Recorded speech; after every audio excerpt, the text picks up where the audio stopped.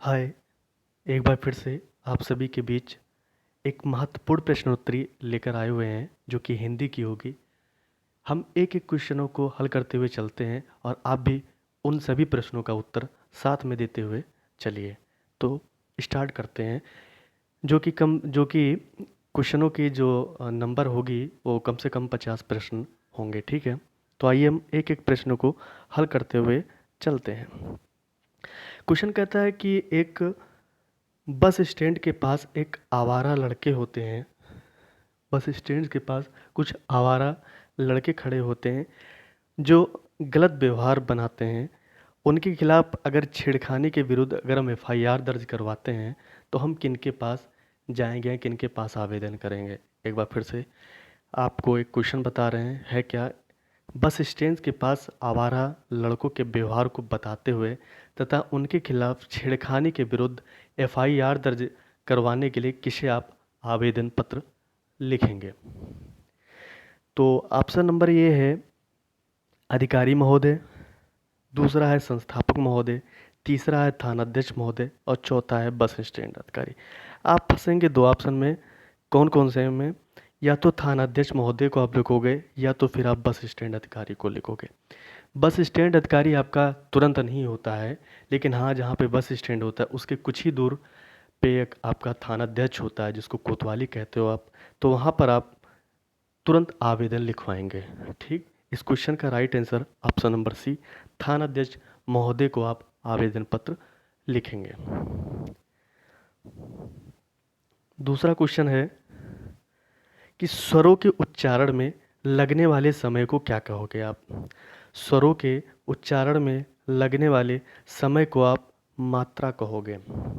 मात्रा के ही आधार पर हम आ, तीन भेद बताते हैं। क्या भेद बताते हैं? एक ह्रस्व, एक दीर्घ, एक प्लुत। यानी मात्रा जो स्वरों के उच्चारण में लगने वाले समय को क्या कहते हैं? मात्रा। मात्रा आप किनकी बताते हैं? आप ह्रस्व की बताते हो, प्लुत की बताते हो और आप दीर्घ की बताते हो, ठीक। दीर्घ की बताते हो। तो ह्रस्व में चार वर्ड आएंगे, आ ई उ ऋण। आ ई उ ऋण। और जब दीर्घ की बात करोगे, ह्रस्व मतलब एक मात्रा, दीर्घ मात्रा का मतलब दो मात्रा और प्लुत के मतलब तीन मात्रा। सीधा सा आप इसको ध्यान रखिए। ह्रस्व मतलब एक मात्रा, दीर्घ मतलब दो मात्रा और प्लुत मतलब तीन मात्रा। ह्रस्व में चार वर्ड आएंगे जैसे आ ई उ ऋण, और दीर्घ में यानी डबल मात्रा, बड़ा आ, बड़ी ई, बड़ा उ, ऋण ए ओ औ। ध्यान रखिएगा कि जो प्लुत होता है वो तीन वर्ड हो, तीन मात्रा का समय लगता है। ओम जैसे बोलते हैं तो ओ के बाद तीन लगा देते हैं, यानी हम ओम को ज़्यादा टाइम तक उसको बोलते हैं, ठीक है। अब हम आगे बढ़ते हैं। तो इस क्वेश्चन का right answer option number A हो जाएगा। आ, बड़ा आ, क ख ग घ अंगा आदि का उच्चारण किससे होता है? अभी हमने बोल के देखा तो हमको लगता है ये कंठ से इसका उच्चारण होता है, लगता नहीं यही सही है। और वैसे भी आपको याद होगा कि आ से वर्ड जो होते हैं आ, क ख ग अंगा यानी अकु विसर्जनीयानाम कंठा, यानी इन सब का उच्चारण कंठ से होगा। जो मूर्धन होगा उनका किसका होगा आप बताइए। जो तालब से होगा उनका किसका बताइए। ओट से किसका होगा तो बताइए। अब हम एक एक बोलते चलते हैं, आप ध्यान रखिएगा। अकु विसर्जना नाम कंठा, यानी इन सभी वर्णों का उच्चारण कंठ से होगा। इचु ऐसा नाम तालु, जो ई और च छ ज इया है इनका तालु से होता है। उपदमानिया नाम ओष्ठा, जो उ प फ ब ब है इनका ओठ ओष्ठ से होता है, ठीक है। आगे बढ़ते हैं। तो इस क्वेश्चन का right answer option number A हो जाएगा, कंठ से, ठीक। बाकी सभी गलत है।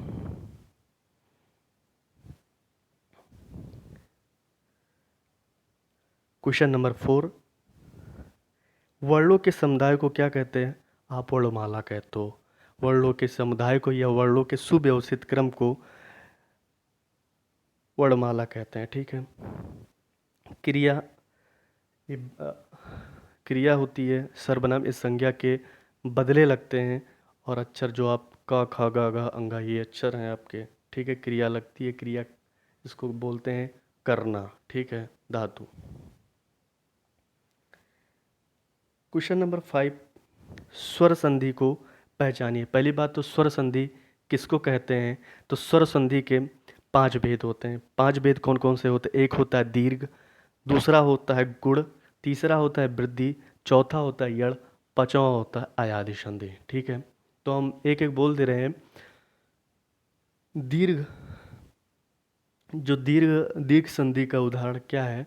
दीर्घ संधि का जल्दी से आप बताइएगा क्या उदाहरण है? वृद्धि संधि का फिलहाल ये उदाहरण ऑप्शन नंबर बी, और यही स्वर संधि के अंतर्गत आता है। कौन? वृद्धि संधि, ठीक है। बाकी ये सभी व्यंजन संधि है, ठीक है। जगन्नाथ व्यंजन संधि है। क्वेश्चन नंबर 6, धनुर्बाण एकलव्य धनुर्बाण में दक्ष था, तो इसमें समास कौन सा होगा? तो देखिए धनुर्बाण मतलब धनुष और बाण, जहाँ पे और शब्द आ जाता है, यानी दो बातें आ जाती, धनुष और बाण, वहाँ पे द्वंद्व समास होता है। द्विगु समास इसलिए नहीं होगा क्योंकि वहाँ पर कोई संख्यावाचक शब्द आया नहीं है। अब वही भाव समास इसलिए नहीं होगा क्योंकि वहाँ पर एक उपसर्ग जैसा कोई शब्द आया नहीं। तत्पुरुष इसलिए नहीं होगा क्योंकि यहाँ पर कारक संबंधी आया नहीं है, ठीक है। क्वेश्चन नंबर 7, अब राकेश का अपहरण हो गया, व्याकरण की दृष्टि से रेखांकित शब्द क्या है? तो अपहरण मतलब इसमें उपसर्ग लगा है, विशेषण है नहीं, किसी क्रिया की विशेषता बता नहीं रहा है, संज्ञा शब्द है नहीं, संज्ञा शब्द राकेश है, अव्यय है नहीं, ठीक है। तो इस अपहरण, यहाँ पे अपशब्द उपहरण, अपशब्द उपसर्ग की बात करता है, इसलिए ऑप्शन नंबर सी इसका हो जाएगा। क्वेश्चन कह रहा है ओ वह गिर पड़ा, यानी आप यहाँ पर आपको दुख पहुंचा है, ओ वह गिर पड़ा। आश्चर्य बोधक तो है नहीं, आप आश्चर्य तो कर नहीं रहे हो कि ओह कैसे गिर गया, तो यहाँ पर वो ऐसा शब्द आया नहीं। घृणा बोधक, अगर आप कोई गिर जाता है तो घृणा शब्द होता नहीं है कि ओह वह गिर पड़ा, तो यहाँ से घृणा जैसी चीज़ें सामने निकल कर आती नहीं है। हर्षबोधक, अगर कोई गिर जाता है तो हम हंसते नहीं हैं, बल्कि क्या व्यक्त करते हैं? शोक व्यक्त करते हैं, यहाँ शोक व्यक्त करते हैं, यहाँ हम दुख व्यक्त करते हैं। इसका ऑप्शन नंबर बी हो जाएगा, ठीक। तो आश्चर्य हम बोध नहीं करते हैं, घृणा हम करते नहीं हैं, हर्ष हम व्यक्त नहीं करते हैं, शोक व्यक्त करते हैं। जब कोई गिर जाता है, जिसके पास दुख आ जाता है, तो हम शोक व्यक्त करते हैं। तो ऑप्शन नंबर बी हो जाएगा। क्वेश्चन नंबर कह रहा है कि इसमें तत्सम शब्द बताइए। तो आप देखते होंगे कि जो तत्सम शब्द होता है वो संस्कृत के शब्द होते हैं, और जो तद्भव होता है वो हिंदी के शब्द होते हैं। लेकिन आप इसमें देखोगे कि सभी संस्कृत के लग रहे हैं, लेकिन जो तीन शब्द ऐसे हैं जो वर्तनी से वो अशुद्ध है, ठीक है। तो अंश इस प्रकार लिखा नहीं जाता है, अस इस प्रकार लिखा नहीं जाता है, अश इस प्रकार लिखा नहीं जाता है, अंश भाग जिसको बोलते हो, अंश शेष, ठीक है। तो इस क्वेश्चन का राइट 90 का बी हो जाएगा। अब तत्सम के बाद आता है तद्भव। यहाँ पे तद्भव क्या है? तो रिक्त संस्कृत शब्द है, कटा भी संस्कृत शब्द है, अवर प्रवर ये सब संस्कृत शब्द हैं। कड़वा आपका तद्भव शब्द हो जाएगा, कड़वा, ठीक। कड़वा का हिंदी कड़वा ही होता है। अर्ध तत्सम मतलब आधा संस्कृत। कौन कौन से? क्षीर आपका देखिएगा, क्षीर शब्द ये शुद्ध तत्सम है, तो ये होगा नहीं। घी आपका तद्भव है। त्वरित आपका भी तत्सम है। चंदर, यहाँ पे चंदर शब्द एक अर्ध तत्सम है, जो पूर्ण तरीके से तत्सम नहीं है, लेकिन हाँ ये पूर्ण तरीके से तद्भव भी नहीं है, ठीक। तो क्या है? अर्ध तत्सम, यानी अर्ध तद्भव भी है, ठीक। पूछा है विदेशी शब्द इसमें कौन सा है? तो विदेशी शब्द कौन सा है? तो विदेशी शब्द अलमारी है आपका, ठीक है। विदेशी शब्द आपका अलमारी है। पूछा है विशेषणों में से संज्ञा शब्द को पहचानिए। तो यहाँ पे संज्ञा शब्द कौन सा है? तो देखिए जयपुरी भी ये विशेषण है। खिन्न भी विशेषण है, नाभिक भी विशेषण है, लेकिन पुष्प क्या है? आपका एक संज्ञा है। ठीक, क्वेश्चन अच्छा है कि शीला अपने कपड़े स्वयं धोती है, रेखांकित शब्द में कौन सा सर्वनाम है? यानी स्वयं कौन सा सर्वनाम है? ठीक, तो एक एक ऑप्शन के बारे में चर्चा करते चलते हैं। जो पुरुषवाचक सर्वनाम होता है वो स्त्री या पुरुष के बदले आता है। जैसे मैं घूमने जा रहा हूँ, यानी शुभम नाम लेकर ना कहते हुए मैं कहता हूँ, यहाँ पर मैं जो लगा है वो सर्वनाम है। ठीक, तो यहाँ पर पुरुषवाचक सर्वनाम नहीं है। ठीक, निश्चयवाचक सर्वनाम जो होता है, जो मतलब निश्चय, जो निश्चित हो। ठीक है, जैसे यह कलम है, यह कलम है, वहाँ पर कलम को गाड़ी नहीं कह सकते हो, उसने निश्चित कर दिया कि यह कलम है। जो यह शब्द है वो निश्चयवाचक सर्वनाम है। ठीक, जो निजवाचक सर्वनाम है यही आपका राइट ऑप्शन नंबर बी होगा। स्वयं धोती है, जो निजवाचक सर्वनाम होता है वो आप यानी स्वयं यानी खुद को व्यक्त करता है। जैसे कोई भी नाम ले लो, जैसे मनोज स्वयं कूदा था, यानी खुद कूदा था, स्वयं कूदा था, वहाँ पर हो जाएगा निजवाचक सर्वनाम। ठीक, निम्नलिखित शब्दों में से विशेषण को पहचानिए। तो विशेषण जाना क्रिया हो जाएगा कौन, आप प्रश्न करते हो, देवता आपका व्यक्तिवाचक में आ जाएगा। जो सुंदर है ये आपका विशेषण है, और बहुत सुंदर अगर बोल देते तो वहाँ पर प्रविशेषण हो जाता है। यानी अब विशेषण की भी विशेषता बता रहे हो कि वो कितना सुंदर है, बहुत सुंदर है। ठीक, ऑप्शन नंबर सी।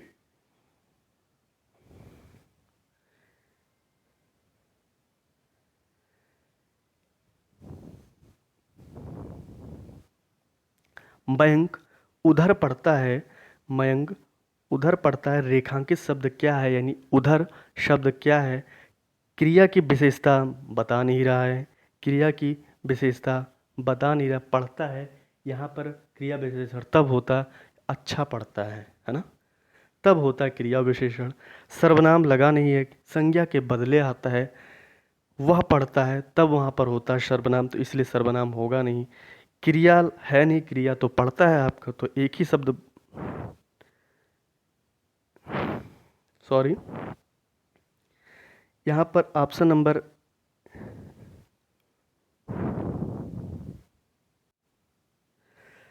तो यहाँ पर क्या हो जाएगा फिर? तो यहाँ पर फिर ये हो जाएगा, हमने गलत थोड़ा सा पढ़ दिया, थोड़ा सा टेढ़ा क्वेश्चन था। अभी टेढ़ा क्या था, बहुत सरल था, लेकिन हाँ फंसा ले गया था हमको। कि क्वेश्चन कह रहा था कि मयंक उधर पढ़ता है, तो मयंक जो शब्द है वो क्या है? देखो संज्ञा तो है नहीं, संज्ञा यहाँ पर कौन सा है? मयंक है। और क्रिया, क्रिया भी नहीं है, क्रिया तो पढ़ता है। और सर्वनाम, सर्वनाम भी नहीं है, उस संज्ञा के स्थान पर लगता है सर्वनाम, संज्ञा के स्थान पर लगता है सर्व। यहाँ पर यह हुआ चीज़ है नहीं, इसलिए ये भी नहीं होगा। क्रिया विशेषण आप कह सकते हो एक हिसाब से, एक हिसाब से क्या क्रिया विशेषण ही यहाँ पर सही है। उधर पढ़ता है यानी विशेषता बता रहा है पढ़ने की, किधर पढ़ रहा है वो, यानी उधर पढ़ रहा है। ठीक, ऐसे आप बोलो। यहाँ पे जो क्रिया की जो विशेषता बताई जा रही है वो उधर ही है, यहाँ पे क्रिया विशेषण ही सही होगा, ऑप्शन नंबर ए। ठीक है, करेक्ट होगा।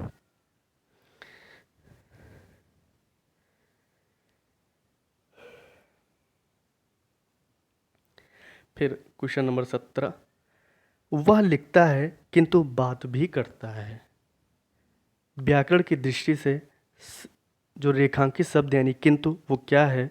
आइए हम देखते हैं क्या है। क्रिया विशेषण है नहीं, क्रिया विशेषण कैसे नहीं है कि क्रिया की तो विशेषता बता ही नहीं रहा है।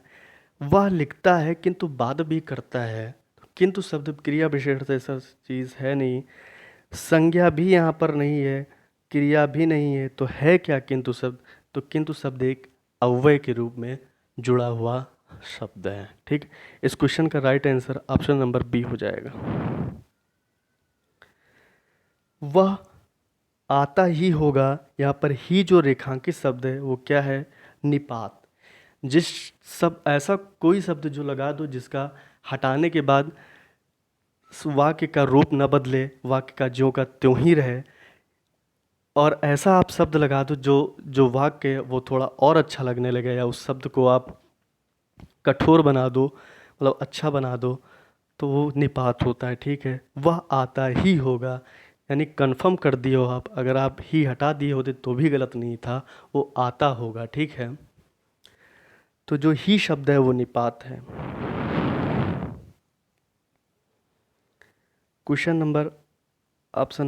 नंबर 19, अमृत की वर्षा हो रही है, रेखांकित शब्द का पर्यायवाची क्या है? यानी अमृत शब्द का जो पर्यायवाची है, इनमें में से कौन सा नहीं है? तो सुधा अमृत का ही पर्यायवाची है, अमी अमृत का ही पर्यायवाची है, सोम ये भी अमृत की ही परिभाषा, लेकिन जो अर्थ ये नहीं है अमृत की परिभाषा, अर्थ मतलब धन। ठीक है, तो क्वेश्चन नंबर 19 का ऑप्शन नंबर सी सही हो जाएगा। क्वेश्चन नंबर 20, साधु सज्जन होता है, यहाँ पे साधु का विलोम क्या हो जाएगा? साधु का विलोम असाधु हो जाएगा। असभ्य आप कह नहीं सकते, यानी असभ्य का शब्द होगा। स्वाद वाला का आप कह सकते हो, बिना स्वाद वाला। क्वेश्चन नंबर 21, इसमें से कौन सी जोड़ी सही है? कौन सी जोड़ी सही है? केश बाल एकदम सही है, द्रव्य वित्त एकदम सही है, केला और कदली एकदम सही है। तो ऑप्शन नंबर डी उपयुक्त सभी सभी सही हो जाएंगे।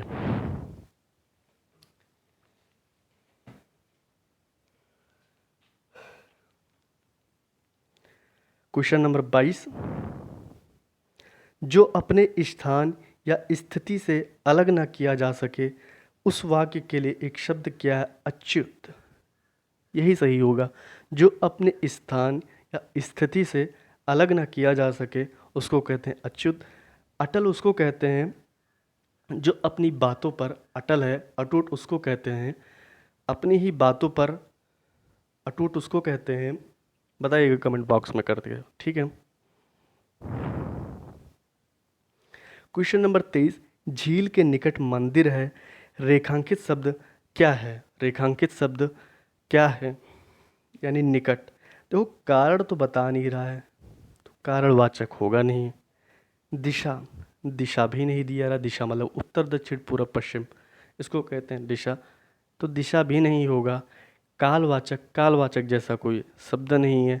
निकट यानी आप स्थान की बात में बातें बताओ, वो निकट है। ठीक, ऑप्शन नंबर ए सही हो जाएगा। क्वेश्चन नंबर 24, सेवा सत्कार से आदर बढ़ता है, सेवा सत्कार से आदर बढ़ता है। यहाँ पर जो से शब्द लगा हुआ है ये है क्या? विशेषण तो है नहीं, विशेषण तो आप क्रिया की विशेषता बताता है, तो से शब्द तो विशेषण होता नहीं है, क्रिया भी नहीं है, संज्ञा भी नहीं, तो परसर्ग होगा। आप सोचोगे परसर्ग क्या है? परसर्ग को ही कारक कहते हैं, परसर्ग को कारक कहते हैं। और यहाँ पर कारक कौन सा लगा हुआ है? करण कारक। ठीक,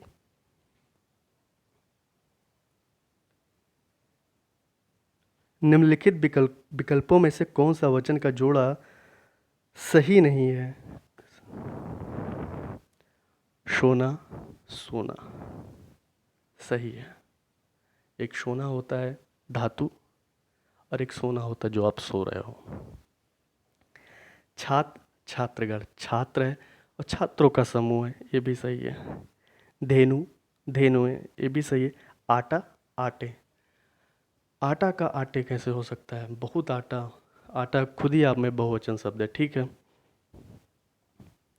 तो बाकी जो सही था वो गलत हो जाएगा, जो गलत ही है वो सही हो जाएगा। ठीक, क्वेश्चन नंबर 26, जिस वाक्य में कर्ता की प्रधानता होती है, लिंग वचन प्राय कर्ता के ही अनुसार होते हैं, वो कर्तृवाच्य होते हैं। जो कर्म, जिसमें कर्म की प्रधानता होती है कर्मवाच्य, जिसमें भाव की प्रधानता होती है वो भाववाच्य कहलाते हैं। सीधा। ठीक, भविष्यकाल इन ऑप्शनों में से कौन सा है? मैं आपका आभारी हूँ, भविष्यकाल का पता नहीं चल रहा है। भविष्य मतलब आने वाला समय। मैं पुस्तक पढ़ने वाला था, पढ़े तो नहीं हो, ठीक है। मैंने एक पेड़ काट लिया है, हाँ मैं आपकी प्रतीक्षा करूँगा, अभी किया नहीं हूँ, करेंगे, भविष्य में बता रहे हैं, इसलिए भविष्यकाल होगा option number A. Question number 28, मैं का बहुवचन हम होगा। क्या होगा? हम होगा। मैं का वचन हम। आप अपनी बात कर रहे हो, हम यानी हम सबकी बात कर रहा हूँ, ठीक।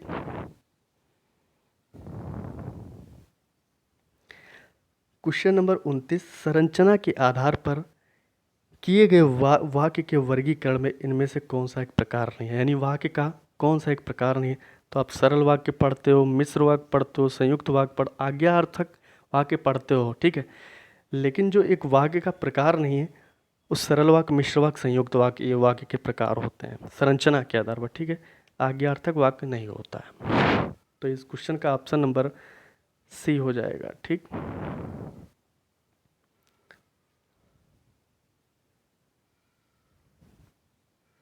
जो सेवा करता है वो मेवा मेवा पाता है। शैली के आधार पर वाक्य का प्रकार बताइए, यानी समीकृत वाक्य है ये। जो सेवा करता है वो मेवा पाता है, ठीक।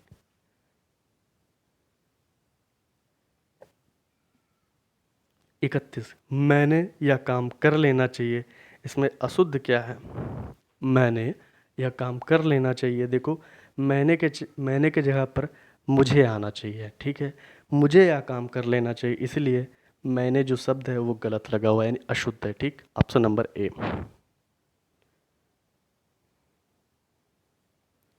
आप कितने भाई हैं? जो यहाँ पे जो ये अंडरलाइन लगा हुआ है, यानी क्वेश्चन मार्क की जगह पे लगा हुआ है, तो ये है क्या? ये है प्रश्नवाचक चिन्ह, ठीक।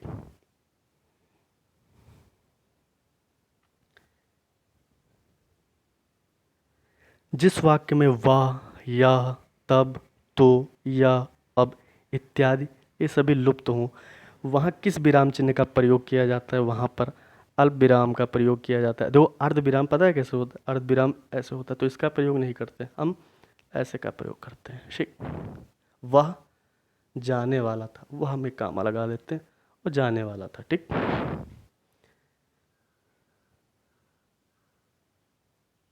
इस विद्यालय में दाखिला मिलना टेढ़ी खीर है। जो टेढ़ी खीर है रेखांकित शब्द है, इसका मुहावरा क्या होगा? प्रयत्नशील होना नहीं है, प्रयत्नशील नहीं होना है, ठीक। टेढ़ी खीर असंभव कार्य भी नहीं है, हो जाएगा, ऐसा नहीं है। टेढ़ी खीर है। आसान कार्य ये भी नहीं है, तो फिर क्या है? कठिन कार्य है, ठीक। Option number A.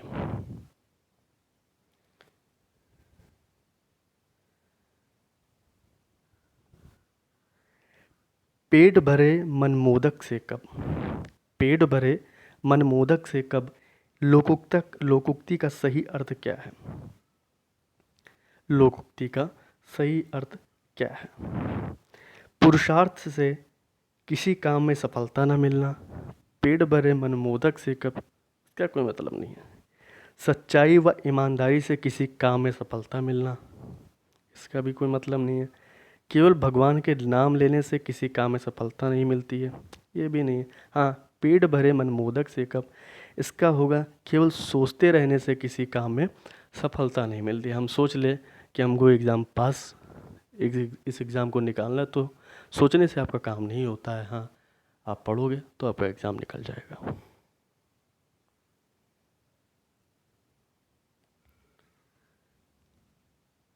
छत्तीस, सवाल जवाब, बहस, हुज्जत।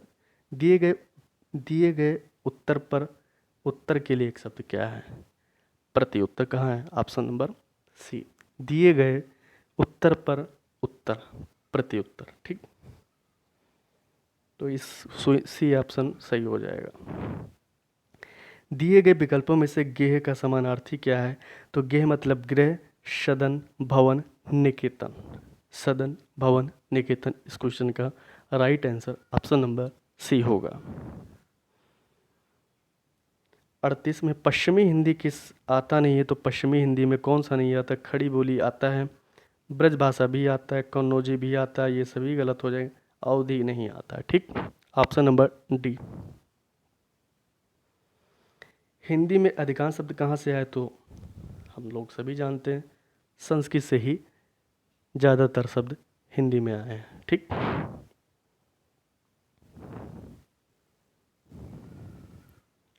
बढ़िया क्वेश्चन है कि वैदेही वनवास किसकी रचना है, तो अयोध्या सिंह उपाध्याय हरिऔध की रचना है। क्या? वैदेही वनवास, ठीक।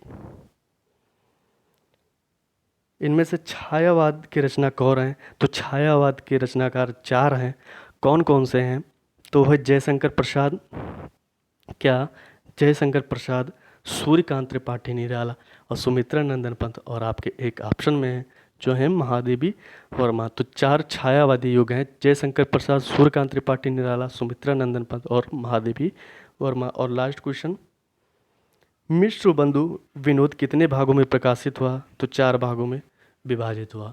आशा करता हूँ ये प्रश्नोत्तरी आपको अच्छा लगेगा। आपसे एक ही चीज़ मांगते हैं, वो है like share subscribe. Thank you.